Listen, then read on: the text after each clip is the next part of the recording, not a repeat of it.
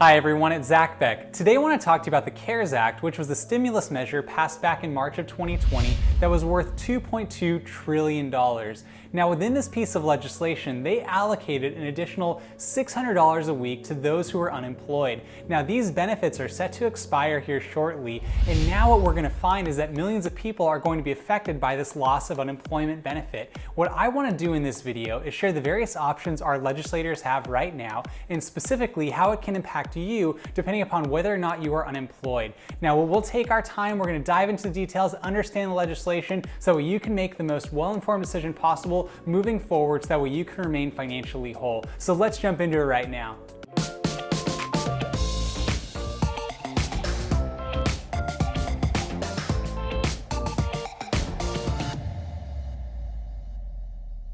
As previously mentioned, the CARES Act was a $2.2 trillion piece of legislation that was passed by the United States Congress and signed into law by the President of the United States. Now, this was specifically designed to address the issues that were affecting American citizens due to the illness. And as part of that legislation, there was a $600 a week provision provided to those who are unemployed. Now, what we're going to find right now is that Congress has three different options that they can use to address the current expiration that is looming. Option number one is to not extend the unemployment benefit. Now, there were over 40 million people who have been unemployed in the United States of America over the last number of months due to the illness. So this type of decision to not extend this unemployment benefit could have ramifications for millions of people. And one of the things that they're going to have to take into consideration is what is going to be the best for every individual who's unemployed right now, but simultaneously trying to weigh the balance of what impact it has on the economy. Because certain individuals have argued that those who are receiving a $600 a week benefit were actually sometimes making more than they would have if they had been working. So it was actually a disincentive for them to actually go back into the workforce. On the flip side, you might have other people saying, well, we don't want people going back into the workforce unnecessarily because then they might be exposed or expose others to the illness. So it's a very delicate balance that these legislators are trying to actually decide how they should move forward. But their first option is basically to let the expiration date hit and not do anything. The second option that Congress has would be to use a stopgap measure for unemployment benefits. And what that means is basically they could extend the current $600 a week payment that's going to unemployed individuals and allow them to continue to receive that until Congress comes up with a broader package or proposal that allows them to make a decision on how to address this. So it's something that might happen, but I would say that we have a couple of options that we're going to consider right now, and some of the news that has been relevant recently, specifically from the United States Treasury Secretary, as well as the Chief of Staff for the President, and then even the House Speaker. And we're going to see how these individuals are right now in the midst of crafting a proposal that might not necessarily need them to go through with bridging this gap, but that is their second option. They could use a stopgap measure and just extend the unemployment benefits for a short period of time until it is fully addressed. The third option that Congress has would be to simply cut the unemployment benefit that is currently set at $600 a week. What you might find is they might drop it down to somewhere in the $200 to $300 range, as was recently referenced by the United States Treasury Secretary Steven Mnuchin when he was testifying on Capitol Hill. So what you might find is that they could find another approach to this where they actually scale back the amount, so that way it's maybe more in line with what people were actually making before. But this would actually allocate somewhere around 70% of what people were making compared to their normal position. Now, the House Speaker, Nancy Pelosi, has actually argued and said that it is difficult to calculate what that 70% threshold is because not everyone makes a set salary. A lot of people earn wages, people are in the gig economy, people are driving Uber and Lyft and doing delivery services and all other sorts of things. So perhaps this is another option that they have, but they're still in discussions as to determining what that specific amount would be.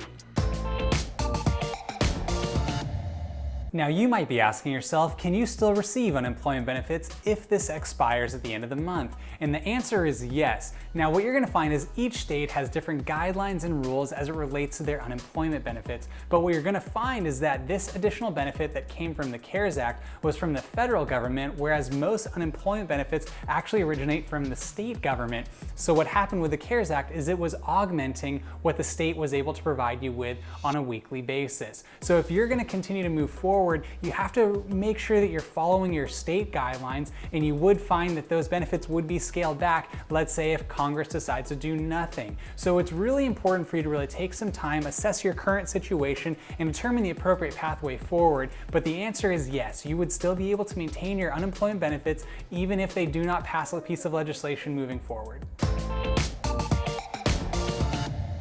The distinction with receiving unemployment benefits from the state is it usually equals up to half of what your wages were, and specifically states like New York, California, and Texas offer up to 26 weeks of unemployment benefits that can be used through the state-funded unemployment insurance system. From a federal perspective, you can receive an additional 39 weeks of unemployment benefits through the Pandemic Emergency Unemployment Compensation System that was set up during the CARES Act that was passed months ago. So there is a way for you to continue to move forward financially. It's just going to depend upon what rate it's going to come back to you at.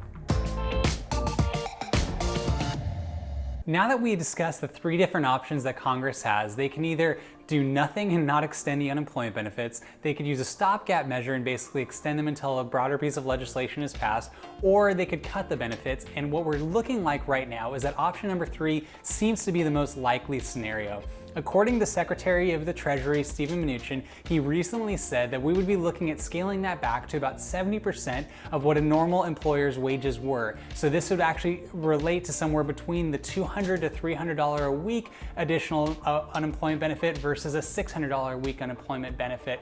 And this is a part of a broader package proposal that is being put forth, and it's around a $1 trillion package proposal that is put forth by the Republican Party, and the Democratic Party has actually put together a $3 trillion package. So they're in the midst of negotiating this, but what you're going to find is that the distinction between the two parties, the Democrats are wanting to extend the $600 a week benefit, and the Republicans are wanting to extend it more at a 70% threshold, which would be $200 to $300. Now, I already articulated the distinctions from a philosophical perspective. I just want to let you know from my vantage point, I'm not going to be pushing any sort of political narrative or telling you what I believe they should or shouldn't do. I just want to report to you what they're doing right now in the midst of their discussions, so you have a broad understanding of where these are coming from, because I don't really believe when it comes to something as significant as this, that we really want to be diving into the politics of it. We really want to just be focusing on making sure people can remain whole, but also so that way they can get back on their own 2 feet, get into the workplace if it's safe enough for them to do so. So that way they can exercise their skills and move forward financially so they can achieve their goals. And that's really all that I want for you. So I hope that this information is helpful, because what you're going to find is if they do scale back and go to maybe the $200 to $300 a week threshold, it might affect you directly because perhaps you are unemployed due to the illness. And if that is the case, I am very sorry that you encountered that. I really apologize that that's kind of the current circumstance that we have. But like I've said before, in the midst of something like this, it's an opportunity for growth. It's an opportunity to reassess your current vocational position. It's an opportunity to actually change your financial habits. Perhaps you can scale back your spending, save and invest where you can, but obviously you're just trying to maintain your wholeness financially, so you just have to do what is best for you. But if you allow guiding principles that I talk about on this channel all the time to help you navigate through this process, navigating through this recession, I hope that it will equip you in a way so you can come out on the other side a little bit stronger and a little bit better ahead than we were even before we went into this very challenging time. So what we're gonna find is that part of this $1 trillion package, like I said, they're proposing to scale back to about 70% of a worker's wages, which is about $200 to $300 a week. In addition, they're discussing the possibility of having another round of stimulus checks of $1,200 going to a different set of individuals, maybe with different guidelines and requirements than before. Now, if you have any questions or comments about that, please comment down below. I'd love to give you the more specifics as it pertains to who's going to actually be receiving those stimulus checks, but that information is ongoing and it's unfolding because it's in deliberation. So I will provide you with the most updated information if you comment down below, and I can answer that question for you. Now that we understand that it appears as though the third option is the way forward, where they're going to try and come up with some sort of proposal to scale back the unemployment benefits as part of perhaps a broader package similar to what we saw happen with the CARES Act, now it's really interesting to understand how the dynamics are shifting out. So what happened recently is the Chief of Staff to the President, Mark Meadows, said that they could potentially go issue by issue when it comes to negotiating these different proposals, specifically related to unemployment insurance, specifically related to the stimulus measure, and other provisions that are within the CARES Act that maybe provide funding to state and local governments. But specifically as it pertains to you, the reason why this is important is it does appear as though that our congressional leaders are taking this very seriously, that the expiration date is looming, and people are going to be losing out on certain unemployment benefits that really are being inflicted upon them by no fault of their own. Because if you're unemployed right now, you might be unemployed not because of your work product or your work ability, but simply because of rules and regulations that were put in place by our government to hopefully protect individuals and keep them safer. But obviously that has had a disproportionate impact on people from an economic perspective. So it appears as though that they're going to take time, they're going to craft a piece of legislation that at minimum will address that unemployment benefit for yourself and allow you to continue to move forward financially until we get through this and you can go return to your work and actually be able to be a more productive individual, getting things done in the way that you want. But like I said before, perhaps this could be a time where you express yourself artistically, creatively, you explore new skills, new abilities, you might develop a new talent that you could then leverage in the marketplace when it opens up, so that way you can maybe even make more money at a later time. So don't view these unemployment benefits as something as your long-term objective financially. It's simply just a means to help you get by during this time. So what I want to encourage you to do is, if you have a real strong passion and purpose behind this, if you really are feeling as though our congressional leaders need to do more about this, there are various ways that you can go about doing this. One of the benefits of living in a democracy is that we elect individuals to represent us in these various positions of power that then make decisions on our behalf. Now, I know that's a very simplified version of what I just said because obviously politics can be a bit messy, but for your purposes right now, let's say if you will have a congressional representative and a senator who you can reach out to. So depending upon what state you live in, what district you live in, you can just type in congressman near me, or you can type in senator in my state. Find their contact information, zip them an email or give them a phone call, and encourage them to vote for some sort of proposal, whatever it is that you think would be beneficial. Perhaps you think they shouldn't extend the unemployment benefits, perhaps you think they should extend them exactly the way they are, or you might think they should scale them back. But you can allow your voice to be heard, and that does have an influence on individuals, specifically in these positions, because they want to hear from their constituents. So I just offer you that piece of encouragement so you know how kind of the levers get pulled behind the scenes that actually help these decisions get made. Now, obviously, they're in the midst of negotiating these things in Washington, D.C. right now. So if you can get your information in right now and get your perspective into the conversation, it will actually help maybe augment this process and expedite it so that way you can get your unemployment benefits when you need them right now. With all that being said, I'd like to thank you for taking the time to watch the video today. If you wouldn't mind, please like the video. It would actually really help the channel out for the YouTube algorithm. It would help push this video to other people who might need to hear a message like this. Perhaps you know someone else who is unemployed due to the illness, that it has an effect on their family, on their finances, and on their future. So you want to make sure they're well equipped to make wise decisions moving forward. So I hope that this information in this video could equip them and provide them with all the information they need to be able to make a wise decision moving forward. In addition, if you have any questions, please comment down below. I'd love to answer any questions for you, do any research on your behalf, and try and equip you with more information so once again that you can make more well-informed decisions moving forward.